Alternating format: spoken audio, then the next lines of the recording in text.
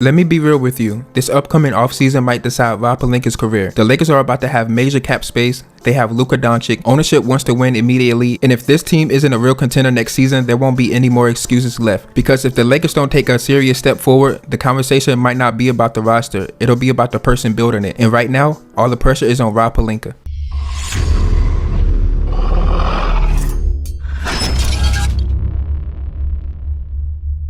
Let's be real about this team. Right now, the Lakers are not a championship contender.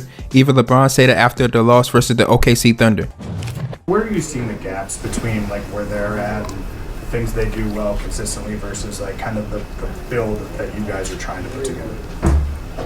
You want me to compare us to them? No, I want to know where you think that like sort of as this team is on. It's like that's a championship team right there. We're not. So I don't understand. What are the biggest things you think that are keeping this team as right now? We can't sustain energy and effort for 48 minutes, and they can. That's why they won a championship. They compete, they stay in games, but when you watch them against the top teams in the West, there's a gap, and the defense isn't consistent. They don't have enough size, and the depth isn't strong enough. When a superstar publicly says that your team isn't good enough, that's a message to the front office. That means they need to fix it. At the deadline, the Lakers made one real move. They traded for Luke Kennard, one of the best three-point shooters in the NBA. That helps spacing, that helps the offense, but the story wasn't the player. The real story was the strategy. That move didn't affect next year's cap space, which tells you everything. This season wasn't the focus, the summer is. Next offseason, the Lakers could have around $50 to $60 million in cap space. That's max level money. That's the kind of flexibility that can change a franchise. But when you have that kind of opportunity, there's nowhere to hide. If that money doesn't turn into real improvement, that responsibility falls directly on Rob Pelinka. Next season isn't just another year, it's the beginning of the Luka era.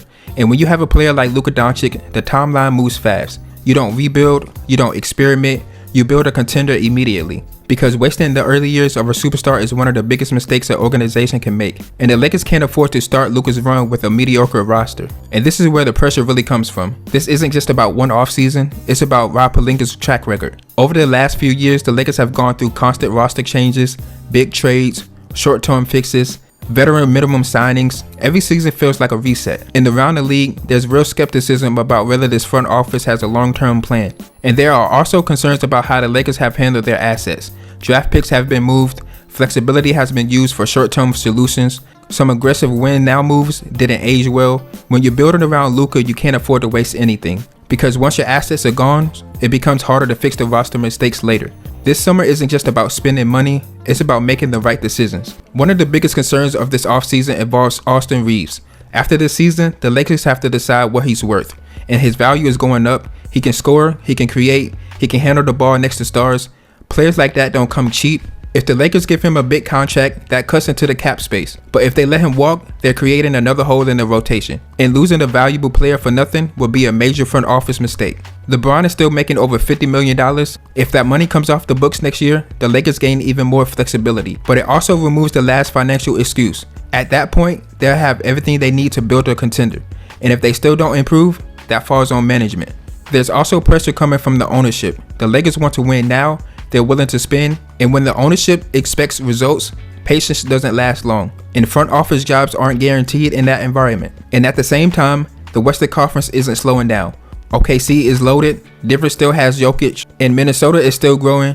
There's no easy path to the finals. If the Lakers don't build a high-level roster, they're fighting for the play-in again. And for this franchise, that's not good enough. Building around Luka isn't complicated. He needs shooting, perimeter defenders, rim protection, and depth, and a secondary playmaker. If the roster doesn't have those pieces, the offense might look great, but the team won't win at a high level. Fit matters just as much as talent. This is why the quiet trade deadline matters. Pelinka chose flexibility, he chose patience instead of making a big move now, but the strategy only works if the summer delivers something major.